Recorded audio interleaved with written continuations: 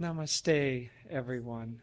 How very, very nice to be here, and especially to be here talking about, well, I have to say our favorite subject, our Guruji. It's been a beautiful, beautiful life that we have been given, but it's all come from the grace of God.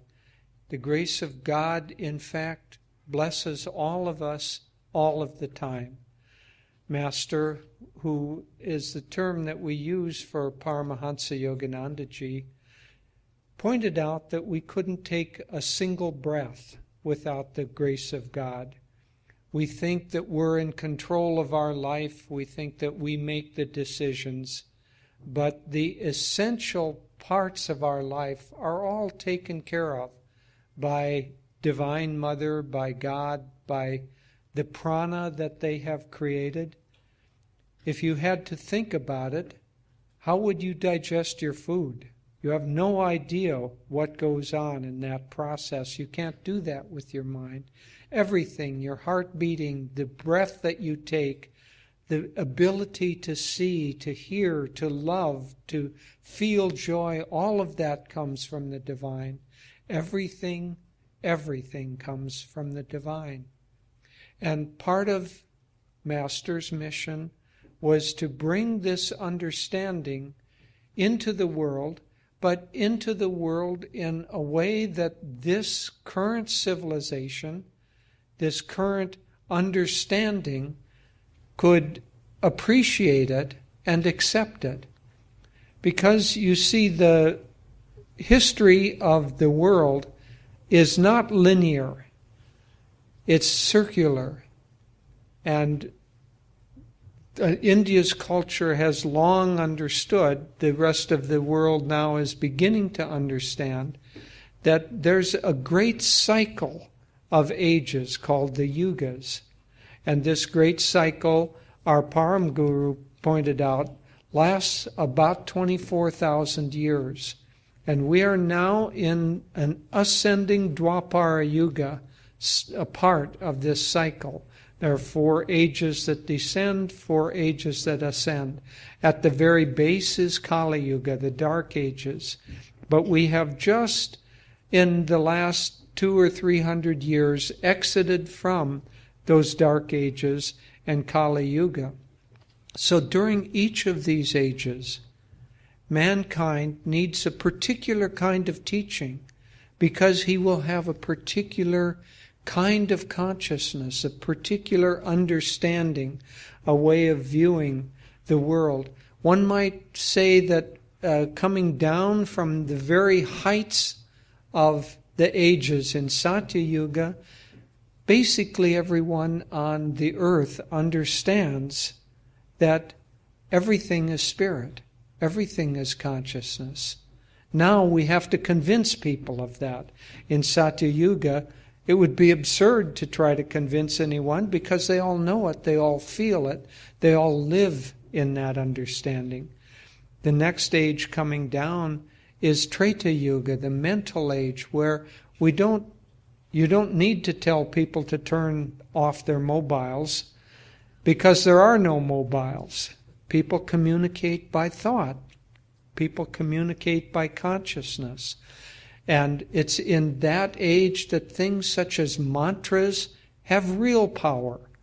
So that instead of using forklifts, you lift great stones by the power of mantra. You accomplish the tasks that you're doing by mental power, not by physical power, which we still have to do in our age.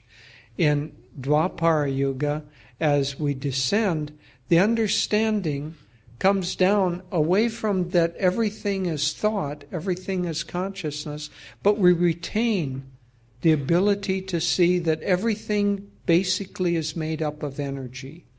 And so when we read in the great epics of the Ramayana or the Mahabharata, the great wars of the Mahabharata, the weapons were weapons of energy that were going out. Now we're rediscovering weapons of energy. But let me finish this cycle. So then you come into Kali Yuga, and Kali Yuga, the consciousness of mankind is so dark that they can only see matter, only see form.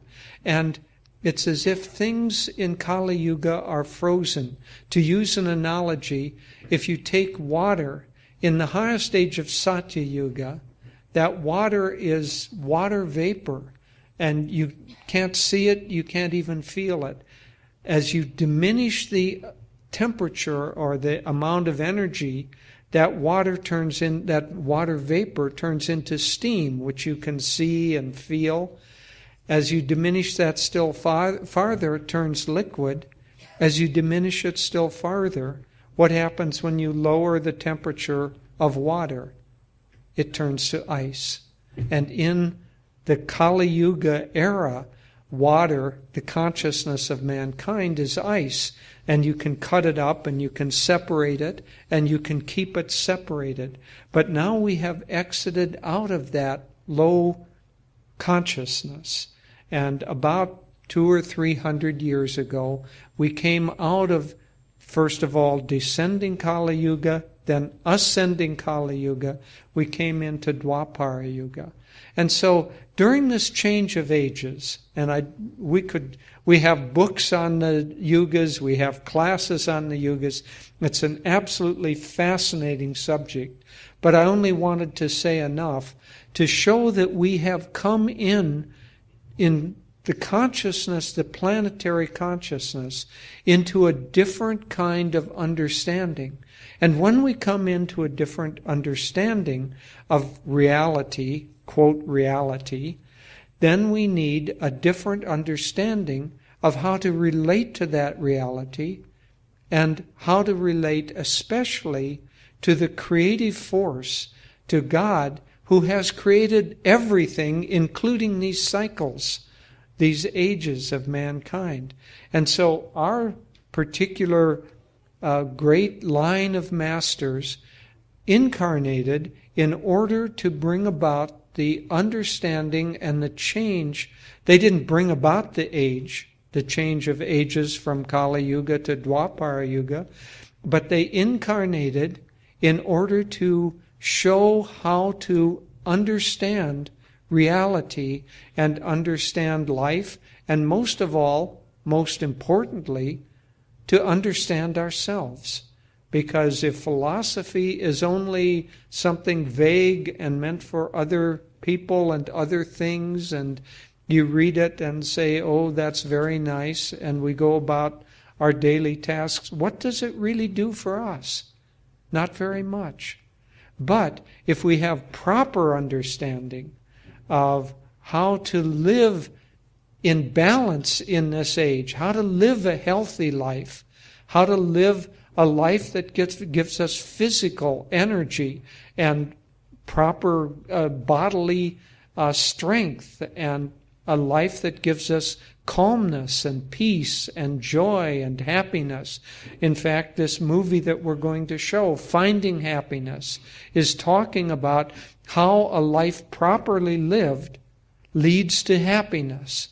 And so the masters come from age to age to show mankind how to live optimally, one might say, during that particular age.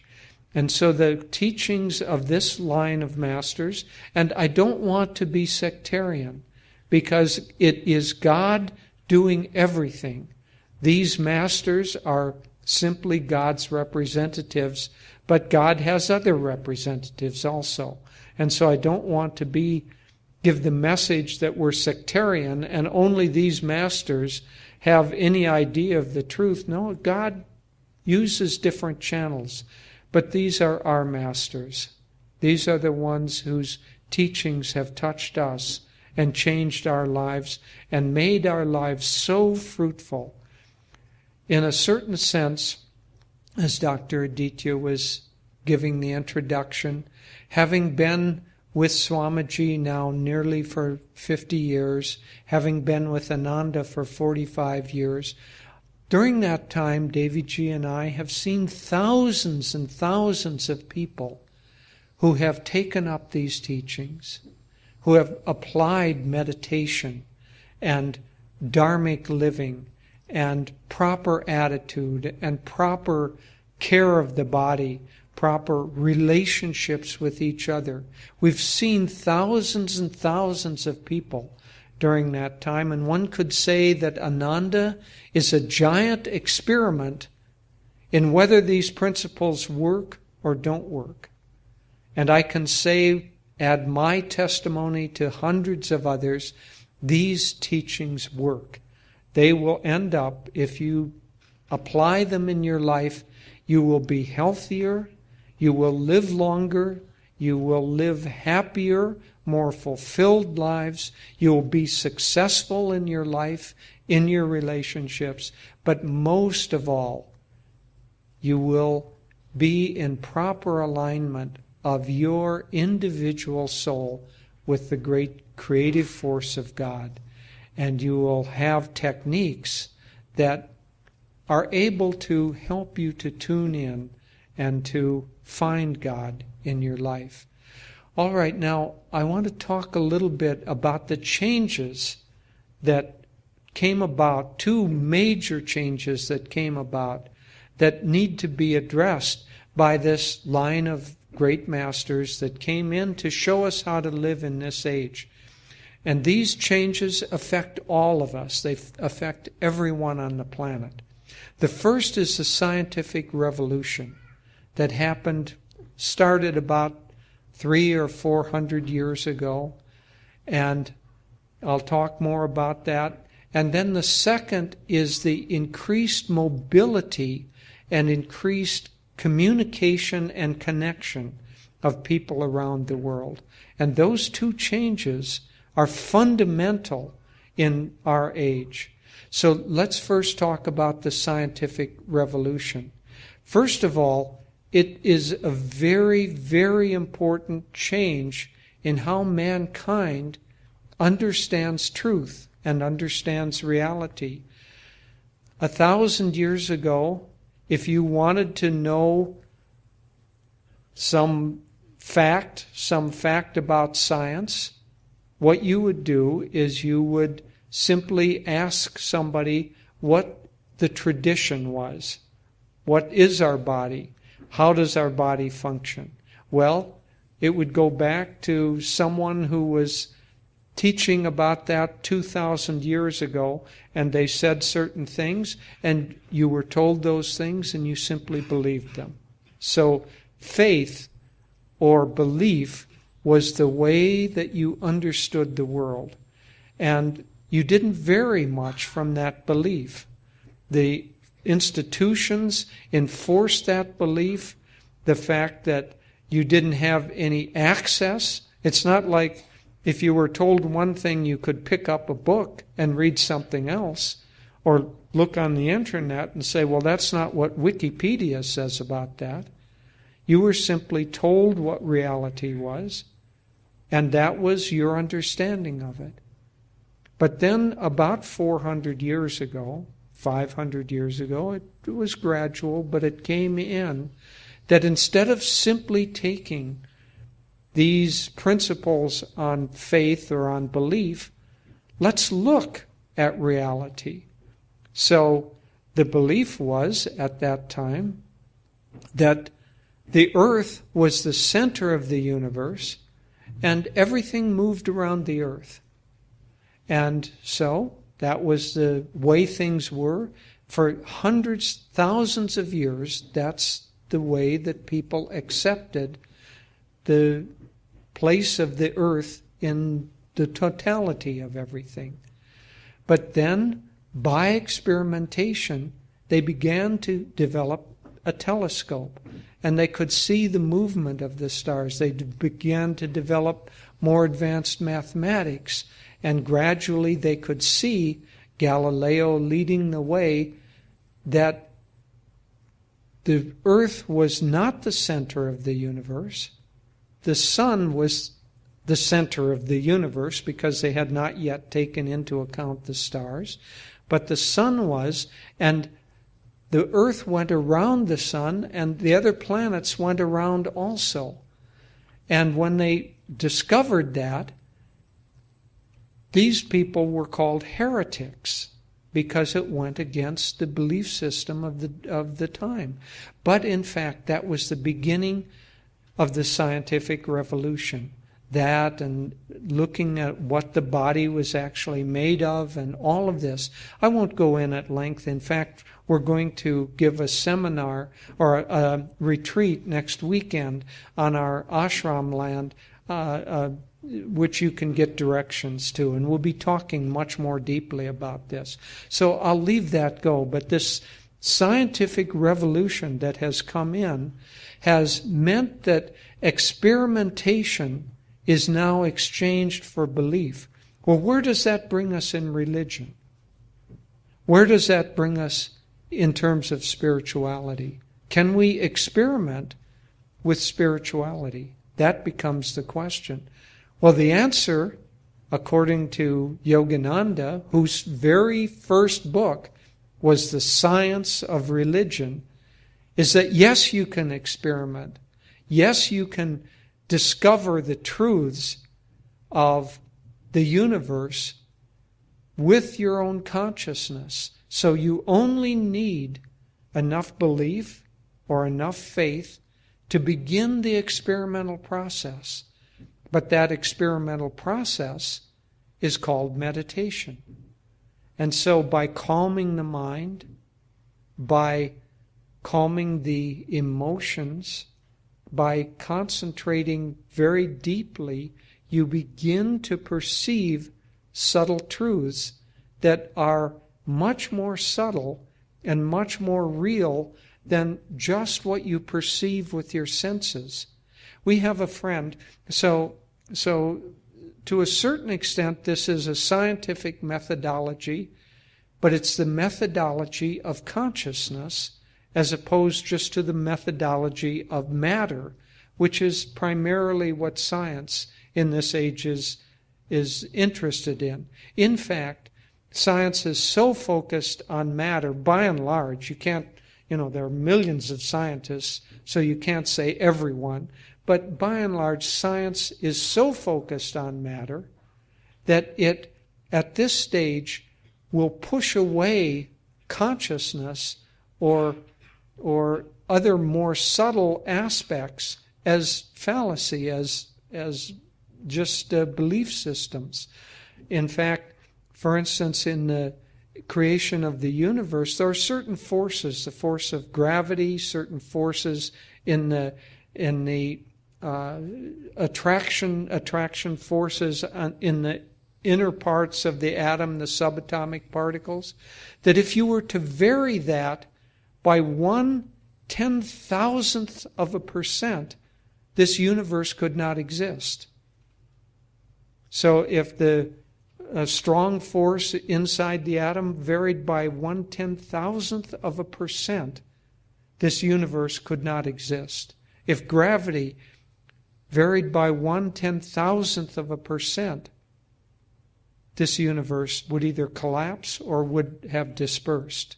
And so the mechanism of this universe, the scientists are finding, are extremely precise. But where do you go from that? If you're bound to matter consciousness, you say, well, this couldn't have been by design because everything is all just random. And so maybe there are trillions of universes, and every one of the trillions of universes popped out of existence, and it was only this one that stayed in existence because these two factors happened to be okay. And so there's another belief system. But by experimentation, you find that there's a different reality. There's consciousness behind everything. And this is in part what this great line of masters came to bring, but not just the principle, the practical tools by which you and I can experiment and try to find out for ourselves. Now, you can't just sit down and close your eyes and say, I'm meditating and understand these. It's the pursuit of a lifetime.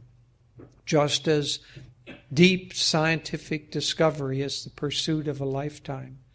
but it is the pursuit of truth, the pursuit of experimental consciousness by which all of us have the potential of understanding what is reality and how can we grasp that, and how, most importantly, what is our own inner reality, and how can we know that.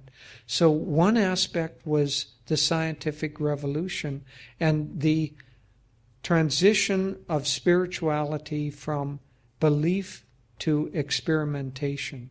The other is the increased mobility. I mean, there are many factors, but I'm taking only two. The increased mobility, because what this does is it now allows very quickly the exchange of information, the movement of people. Almost everybody we talk with from here in India says, oh yes, my son is in America, or my daughter is in London, and the movement of people around the world. When your mobile rings, you do not know whether that ring is beginning from the lobby or from Los Angeles. Your mobile just rings. And so one of the aspects of this age is that the delusion of space will begin to disappear. And it's just an illusion that space exists, but we're seeing it first in kind of the bridge between physical and mental or consciousness. And that bridge at this time is largely electronics, because electrons are kind of halfway in between. So the world of physics is halfway in between solid matter and pure energy, and we're now understanding that everything is just made up of energy. And so, but remember I used this analogy of water, and in Kali Yuga that water gets frozen. Well, think of each individual person as frozen in time and space during Kali Yuga, but now in Dwapara Yuga, enough enlightenment has occurred so that that frozen particle of ice has now melted and it's water. And water mixes together, and we're seeing this whole world begin to mix together, ideas mix together, religions which were enforced separation, and still there are remnants where people will go to war to say that their religion and only their religion is correct. And others either have to accept that or they need to die. Well, that's the remnant of Kali Yuga thinking. Soon there will not be a sense of separation in religion.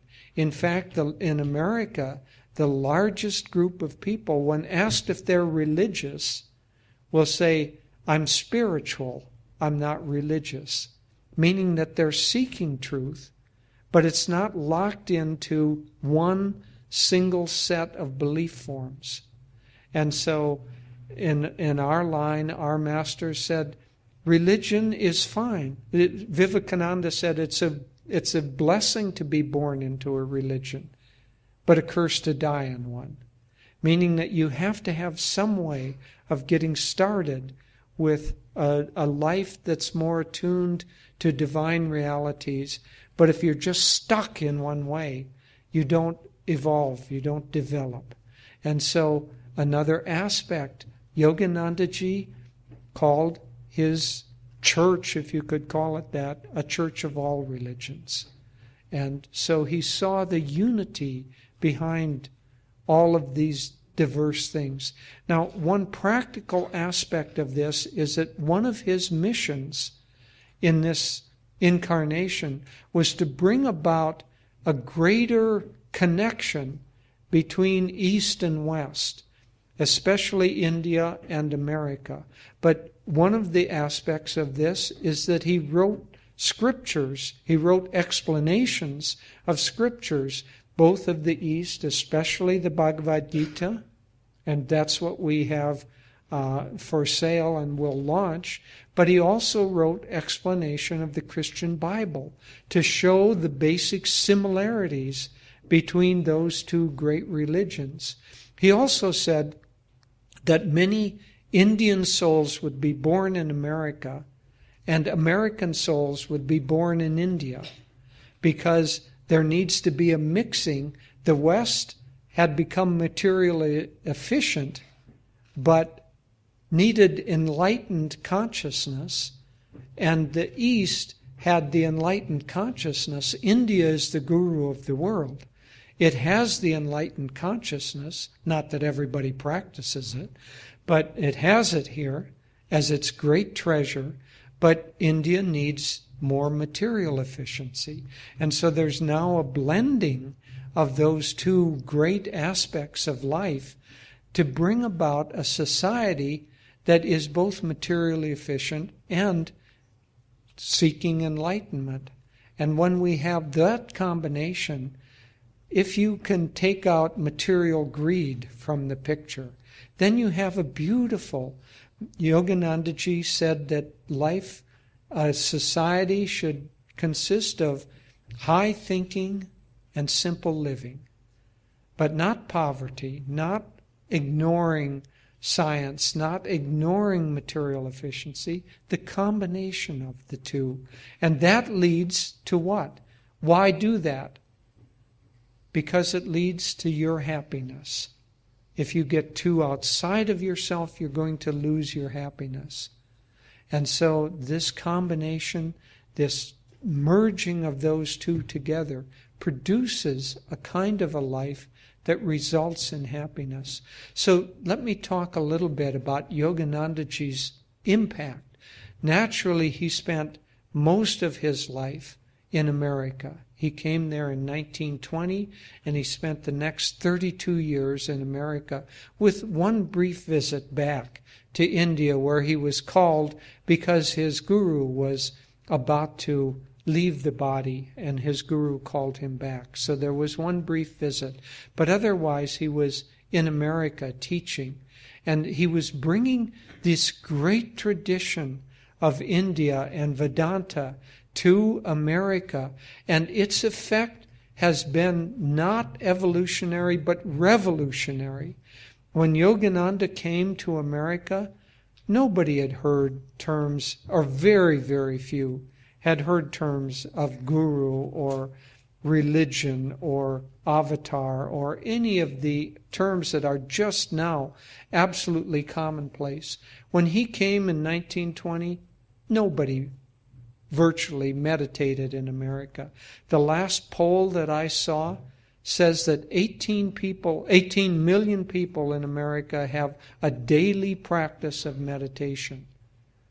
And the terminologies of Vedanta, of enlightenment, of moksha, of guru, of all of these great understandings, they're now just part and parcel of the mainstream thinking of America. Yogananda had great effect. During the time that he was in America, he went around and lectured. He was the most popular speaker in the entire country. He would have crowds of 5,000 and 6,000 people coming, and they would come not just to hear one lecture. He would stay in a city for perhaps a month and give classes, and thousands of people would take training, and thousands of people learned Kriya Yoga, the highest technique of meditation that he taught. And so the spiritual revolution that he brought about in America has spread from there to the world. I don't know how many of you have Apple computers or iPhones or have any connection with Apple products. But of course, the great innovator for Apple was Steve Jobs. Now, he had also an iPad. Naturally, he would have an iPad since he invented the thing. And yet, many people read books on their iPad. Do you know what book Steve Jobs had on his iPad? A single book. Only one. The Autobiography of a Yogi. Do you know what he read every year? The autobiography of a yogi. And it's not only he, I use his name because he represents, one might say, American material efficiency, American creativity, but the effect of Yoganandaji on America has been profound and enormous. And from that, there has also been a spreading of that message around the world into Europe and now back into India, where these truths were known. But honestly, I know that many, many people sitting here today will think in terms of certain religious practices here in India of being the religion of your grandparents. You need a religion that fits you with your understanding now. And that's in part what this great line of avatars did, is it took these great truths, it did not change them, but it retranslated them and integrated them into modern life, the kind of life that you and I live. And these great, great teachings have the power to not only change the world, but to change each one of us who take them up.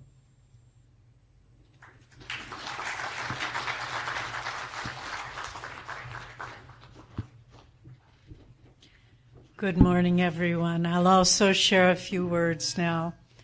And I want to thank you all for coming, joining us, and also thank all the members of the Pune Center who have created the beautiful altar stage and have organized this event for quite some time. And I'm so glad that to see the wonderful results.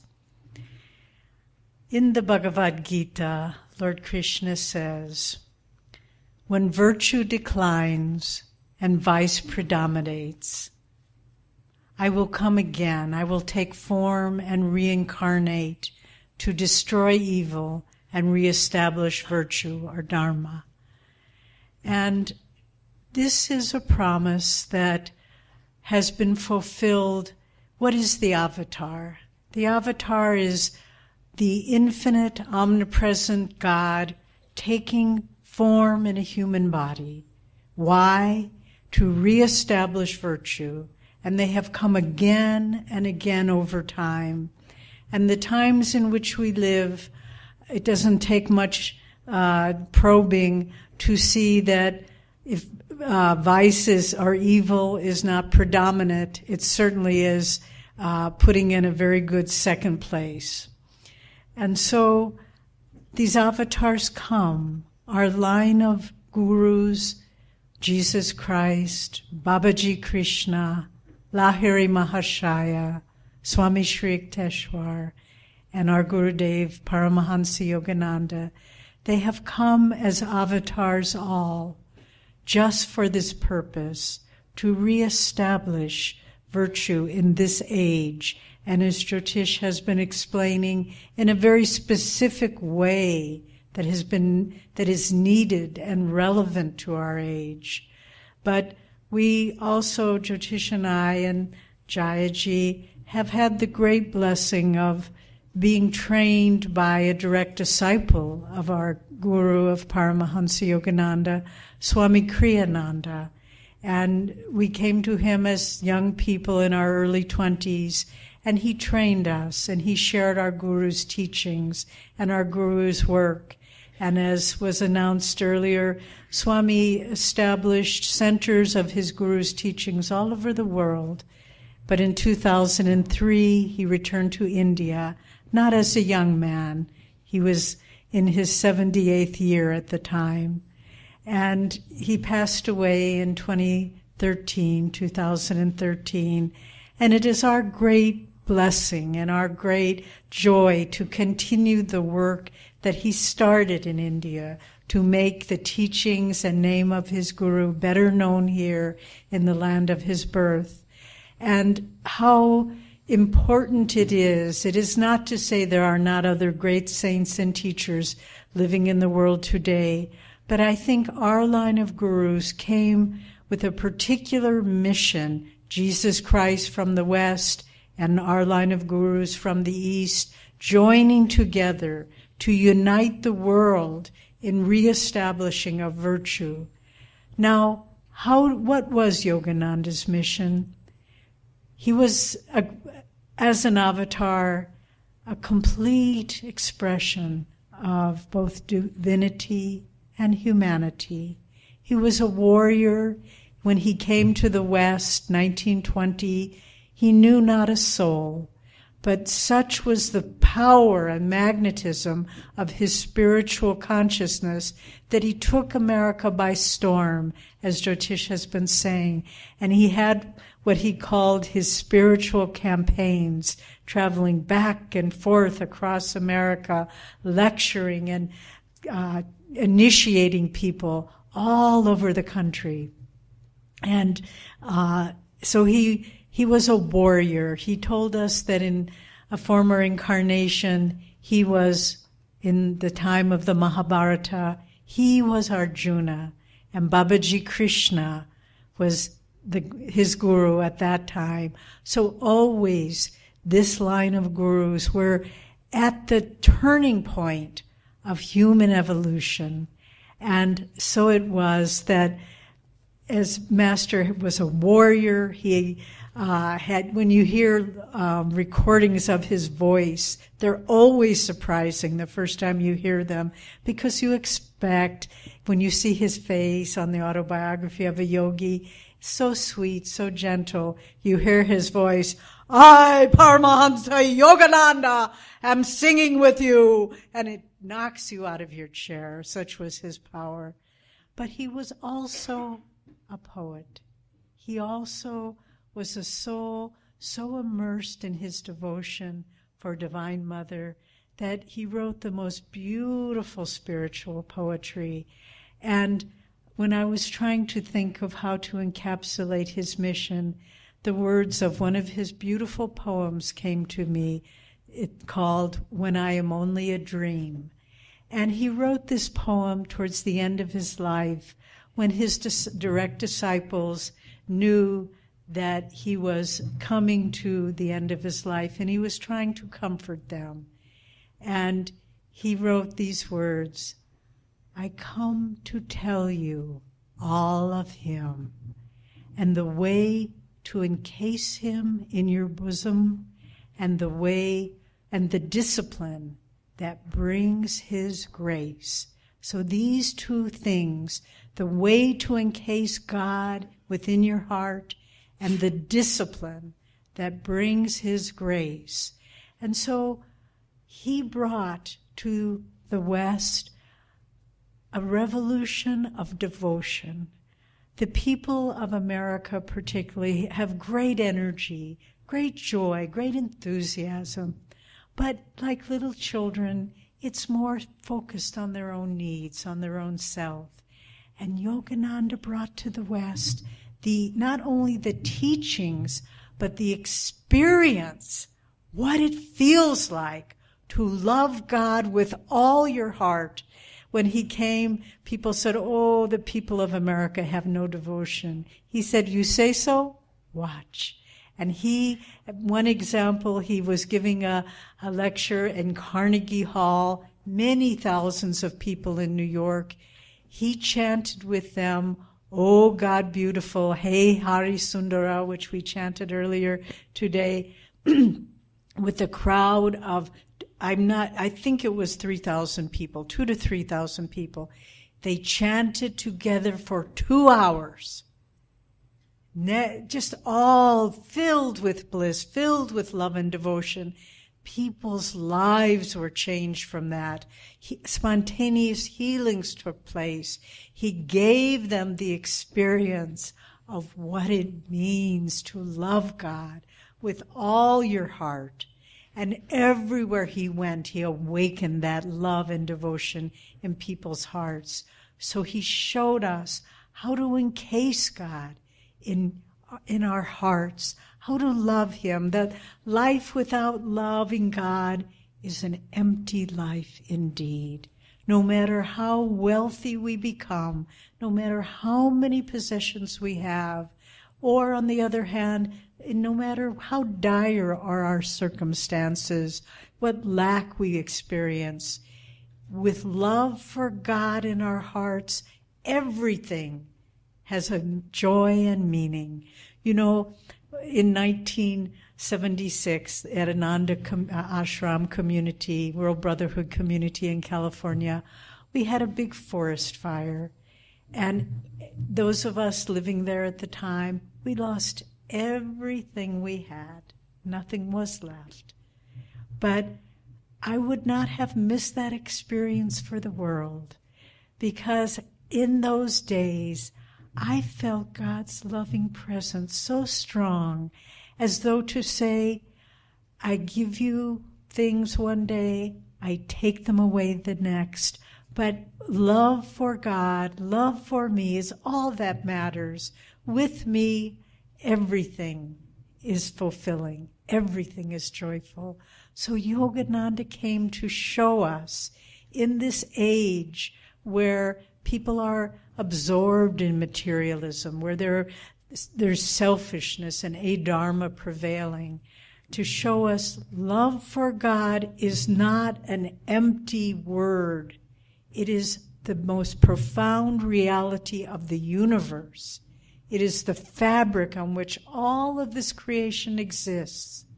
And so that was Yogananda's great mission, coming to the West in a time of depression, in a time of difficulty in the 1930s. In fact, another story, speaking of the depression of the 1930s, he was not, as I said, he was a warrior, and he was very outspoken during the Depression in America against wealthy industrialists who were being greedy and taking advantage of others so that they lost everything. And he publicly spoke out against these people, powerful people. And at one point, one of these industrialists that he denounced, hired a gunman to kill him. And this gunman came up to him in New York in a dark street and pointed a gun at his back.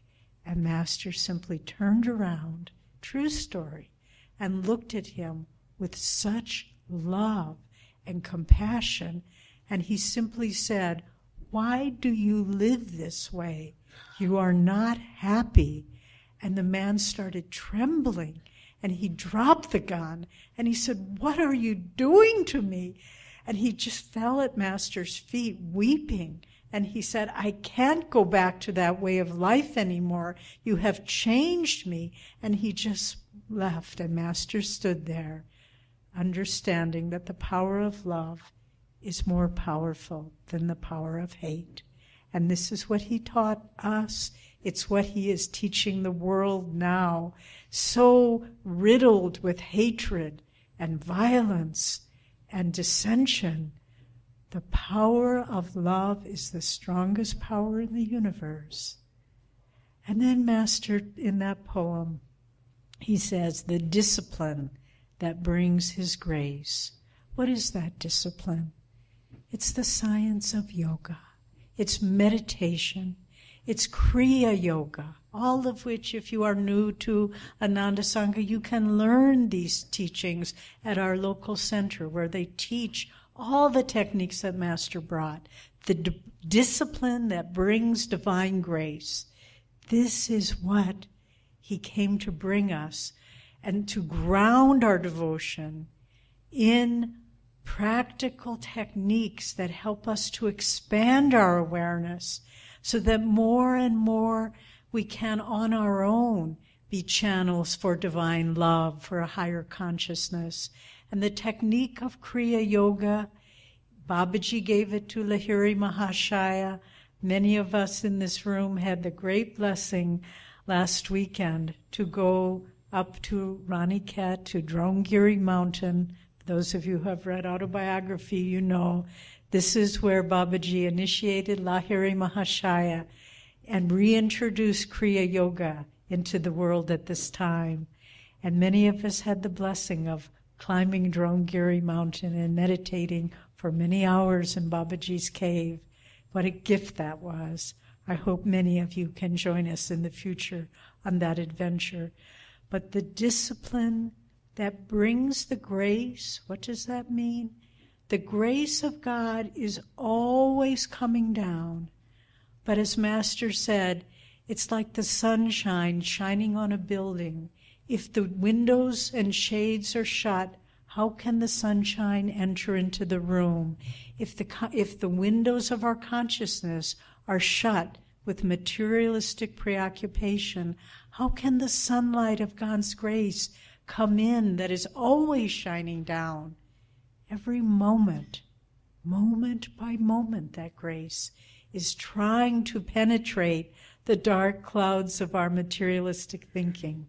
All we have to do is open the windows through the practice of meditation, which calms the mind, calms the feelings, centers the mind and the heart on God and higher consciousness. And this is the discipline that brings the grace of God. But if we only talk about Yogananda as an avatar for this age, it's a little bit distant. It's a little bit, where does that leave you and me? But in another poem of Master's, God's Boatman, he also expresses his great compassion. And this is why the great ones come, out of compassion for suffering humanity, for you and me. Who is humanity? It's those of us sitting in the room. It's your family sitting at home.